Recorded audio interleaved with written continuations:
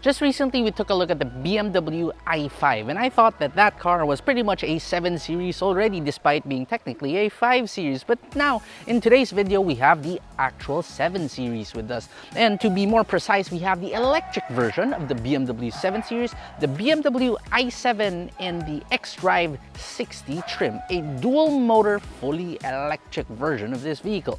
And in this video, let's see just what this car has to offer, and does the size really afford any sort of extra luxuries?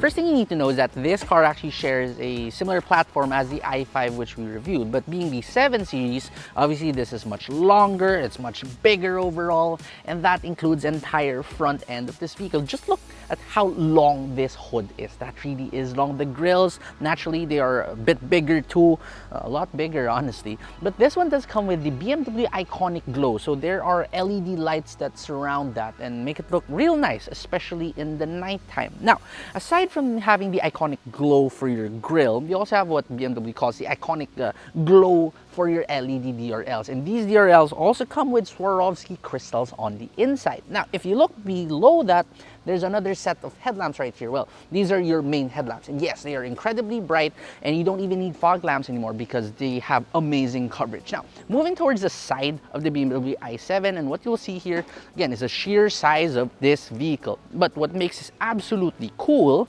is, as long as you have the vehicle unlocked, right? Simply press a button right here by the door handle area, and you walk away, and that door will automatically open. That is just so cool. If you want to close that up, you simply press that same button and you move away, and you're golden. Now you might ask me, like, does this work inside Philippine roads, inside Metro Manila with all our very tight parking spots? Yes, it has so much sensors to detect everything. For your rims, 21 inches big, absolutely massive too.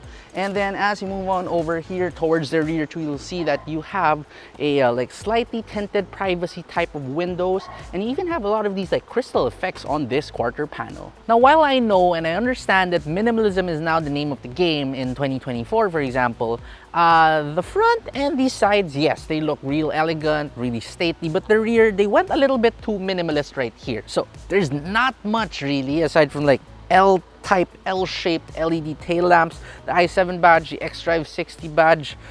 That's literally all you have here at the back. There's not much styling here. Oh, but yeah, BMW decided to give you the world's largest BMW logo. And yes, there's a blue ring on it to denote that this is an electric version of a regular BMW. Now, with this trunk up, yes, that is a power trunk, you have a decent amount of space. Now, this amount of space is actually less compared to the ICE version of the 7 Series, but nonetheless, this is still big enough due to the sheer size and dimensions of this vehicle. So putting about 2 large suitcases in here or 1 golf club set should be fine. If you need 2 golf club set, I think it is possible, but you kind of have to give it a good squeeze really. Now, to close this up, you simply press this button and you are back to this little bit too minimalist design. Now for the powertrain, we lift up this hood to reveal absolutely nothing, right? But anyway, let's talk about the power figures while we're here. You have a dual motor, an all-wheel drive system, the dual electric motor, giving you 544 horsepower and 795 Newton meters of torque. I know that sounds a little bit too ridiculous, but you do have to understand the sheer weight of this vehicle, which comes in at 2,640 kilograms or 2.6 tons. That is crazy heavy. Yet, despite that, that sheer amount of torque too and power can make you go from 0 to 100 kilometers per hour in only 4.7 seconds. Now, if that's not respectable enough for you, there's even a more powerful version of the i7, which unfortunately we don't get here in the Philippines. But yeah, I mean, 4.7 seconds for a flagship full-size sedan, I think that is really amazing. Now, for range, BMW claims that you have a range of around 590 to up to 625 kilometers of range on a full charge. But realistically speaking, we're only getting about 315 kilometers on a single charge from its 101.7 kilowatt-hour battery, and this is with mixed conditions of heavy city traffic here in Metro Manila, as well as some light highway driving.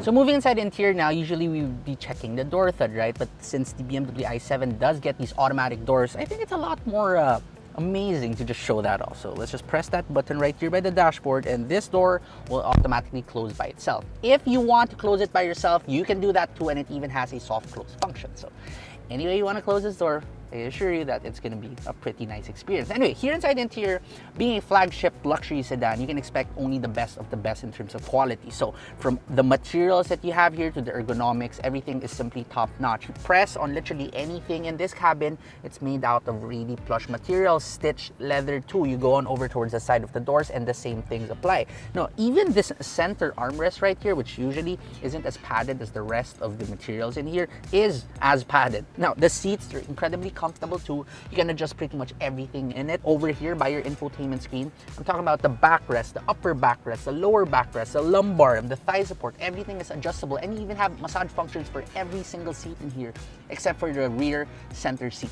And the massage, I'm not talking about like a very light pressure on it. It's not a shiatsu too either, but it's haptic.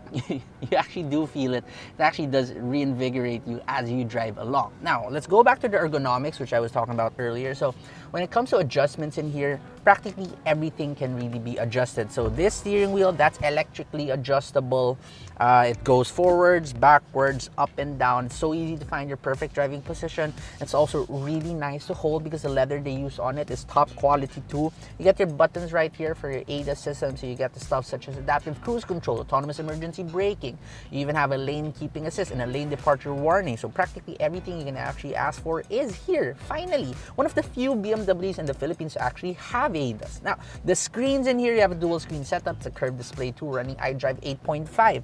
You have a digital instrument cluster, which is pretty easy to read, and this center touchscreen, 14.9 inches big, comes with wireless Apple CarPlay, Android Auto, an amazing high quality reverse camera with a lot of like 3D views on it too, one of the best in the industry. And you can practically control everything about the car in here, including the automatic door. So with the press of one button, you can actually open all doors. That's so cool. You want to operate the sun blinds in your car? Yes, you can also do that. Everything is just through here. Now the question is, what about your AC system? Do you have physical knobs for it? Well, unfortunately no, as with every single iDrive 8.5 equipped vehicle, you don't. So you do have to operate it through the infotainment screen too. Kind of annoying really, but yeah, we kind of have to live with that. That's how BMW is going forward with nowadays. Anyway, the rest of this interior too, it simply is beautiful because you get a lot of these like wood touches. You get a lot of this like crystal effects, and the ambient lighting, it just shows up through all these crystals. You turn on your hazards, for example, that turns red too. It's really cool. You want to turn on, you want to open this glove box of yours. That's also a haptic button right here, and it just subtly drops down. What else do you have here? The air vent control knobs are all real nice feeling, very expensive feeling. Even the adjustments for your seats with all these like haptic buttons over at the side, they just feel oh so high quality. Now, speaking of high quality too, some other really high quality bits about this vehicle include your 18-speaker Bowers & Wilkins sound system, 685 watts of sheer auditory pleasure, and on top you even have this massive panoramic glass roof, and while it does not open up, it looks pretty good, especially at nighttime. Now moving on towards the premier seat of the BMW i7, the passenger side rear end.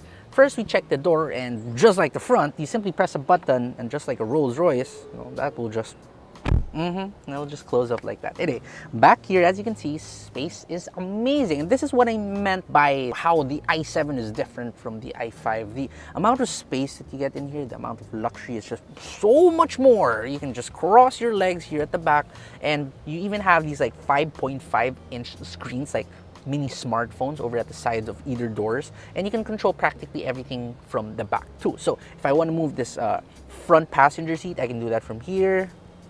Gives me way more legroom. Not that I really need any more, but maybe if I'm extremely tall, yes, this would help out a lot. I can also recline my own seat right here. And that's just incredibly comfortable. It even comes with this really plush pillow over here, and I can even control my massage functions over here. I can control the blinds and the ambient lighting. I'll show you the blinds right now. It really darkens up this cabin extremely well. See how dark that is? So you feel cocooned in here, you feel all the privacy in here. And these sun blinds too, they work really well to the point that outsiders really can barely tell who is sitting inside. It is that good. In terms of privacy, this is excellent. Okay, now moving on for the toys that you get back here. Well, you have this wireless charging pad by the center. You also have one by the front, by the way, and this is extremely fast. It doesn't really heat up your phone. I think it's some sort of a cooled pad on the inside. Can you see 3 people in here? Yes, absolutely so. The car is so wide, so despite having this massive center tunnel, you can easily fit 3 people back here. Not to worry. Does it get warm here at the back? No too, because not only do you get these center air vents, but you even have air vents, auxiliary air vents by your B-pillar. So now drive the BMW i7 xDrive60, and driving this vehicle is quite surprising because you would think that an incredibly large flagship luxury sedan would not be fun to drive, right? And I do agree. If you do compare this to smaller vehicles, including the BMW i5 for example, well, obviously this isn't as exhilarating. However, it does make up for it a lot by giving you tons and tons of comfort. And back in the day, you would have to go for the Rolls Royces or the Mercedes-Benz S-classes for you to attain this level of comfort. But now, with this generation of the 7 Series, and especially with this BMW i7, it's really good. It soaks up all the bumps incredibly well. It's so insulated from the outside world. You get double pane glass right here. It simply is whisper quiet. You have to remember that this car was designed for Autobahn speed, so you're supposed to be able to go really fast without feeling much of it, and that is true. When you're going incredibly fast in the BMW i7, the world outside is just a blur. It just blurs out and you're in this nice, expensive metallic cocoon. You are in your own world in the BMW i7. Now, with that aside, we do have to talk about the power that you have in here. So 544 horsepower, 795 Newton meters of torque. Is that plenty? Yes, it definitely is. Despite this car weighing 2.6 tons, you can really feel all the torque and power in here. You don't even need to put it into sport mode. It just is incredibly responsive. The throttle response is amazing. The braking is also pretty smooth. It doesn't feel jerky in here. And I know too, in a lot of electric vehicles, even if you put it in the most efficient, in like the eco mode, the throttle, it usually tends to be a little bit jerky in incredibly slow city speeds. But for the BMW i7, that does not seem to be the case. It's so easy to modulate everything in here. It just is a smooth car overall. Now also, now that it's raining, you really get to push the motor a little bit because this uses an all-wheel drive setup, right? So you have a motor up front, you have a motor at the back. It just gives you a little bit extra grip. And you would need all that grip because since it's electric too, and you don't really have a transmission, it's just a single speed setup, you get all your torque instantly. And that will generate a lot of wheel spin if you don't have this all-wheel drive setup. Now, driving the BMW i7 inside city areas too, it honestly isn't too bad with the exception of the width of it. I don't really find the length to be that much of a problem, and the steering is also incredibly light, so maneuvering this is no chore at all. However, the only times that you're gonna run into a little bit of an issue is when you are parking this vehicle or when you are going through drive-thrus, because yes, the sheer size of it, you will struggle right there. In normal parking slots, you really have to go like 3, 4, 5 point like turn-ins and turns out just to be able to get you in the slot perfectly. There is this BMW parking assistant in here, but not exactly a fan of it. Does it work? Yes, it does, but do I want to rely on it? Not really. So yeah, I mean, this is supposed to be like a chauffeur-driven car after all. So if you have a chauffeur anyways, who are used to driving these luxury sedans, I don't think they're gonna have much of an issue with the BMW i7. Despite maneuverability being not too bad overall, what isn't too much fun though would be cornering, because again, this car weighs 2.6 tons. So that means that no matter what you do, you simply cannot fight the laws of physics. So as you push this car into corners, you will feel a lot of body roll. But honestly, for the size and the weight of it, it isn't too bad really. And you can put this car into sport mode too, which tightens up your bolsters here on your seat and also firms up those air suspensions of yours to give you a little bit of a more composed experience as you push this car over corners. And speaking of that air suspension too, one thing you have to watch out for with the BMW i7 is because of its sheer length and the length of its wheelbase, if you go over speed bumps and ramps, for example, there is a tendency to scrape. But Not to worry, since you do have that air suspension, there is a button right here by your center console. You simply press that one and it'll actually raise your car up just a little bit, just enough for you to clear those speed bumps and ramps with ease. So now that we are here at the back of the BMW i7, you can simply enjoy back here because you no longer have any sort of responsibilities, right? And if you do buy a BMW i7 after all, you don't really have any choice, by the way. There's no short wheelbase, there's no long wheelbase variant. They're all just in this regular wheelbase variant now. So they really created this vehicle to probably be a chauffeur-focused vehicle. And you buy this just to be a passenger. And anyway, being a passenger right here at the back, the space that is afforded to you is just excellent. This is truly the difference between an i5 and an i7 because you can practically swim here at the back and it's so comfortable too. It's not just the space really, that's how the suspension just deals with all the bumps. You really don't feel anything from the outside. It's incredibly quiet here. Even here at the back, the acoustic windows, they do continue. Then if you want extra privacy, as I've mentioned earlier, you have these sun blinds right here. And I know that in a lot of cars with these sun blinds, they kind of just dim the cabin a little bit. But for this one, check out the difference if I put these down. It just gets so much brighter in here. That just goes to show how dark these can go. But anyway, going back to the seats, right? No matter if your driver wants to drive a little bit faster or slower, you barely feel any of the undulations because of the way that the seats are set up, the ergonomics of it. You kind of just sink into the seat. It's molded pretty well to your body. It's not too tight. It's honestly like a couch feeling, but yeah, it is really comfortable back here. So the BMW i7 xDrive60, yes, it is incredibly luxurious. It's so damn comfortable too, and it really is tech-packed. But is it worth its price tag, especially when you compare it to a BMW i5?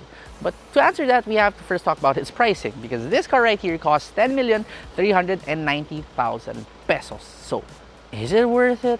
Well, I would say yes, it is, because while the i5 is already comfortable enough and tech-filled enough, the amount of sheer luxury and comfort and prestige that a flagship 7 Series affords you, it's pretty hard to even talk about. It's hard to put it into words. This car, it may cost twice as much as a BMW i5, but I think it feels like it's more than twice the car too. So if you're looking for a flagship, full-size luxury sedan, then this BMW i7 xDrive60 is definitely one to consider. And quite frankly, it might be my favorite flagship luxury sedan in its segment as of now.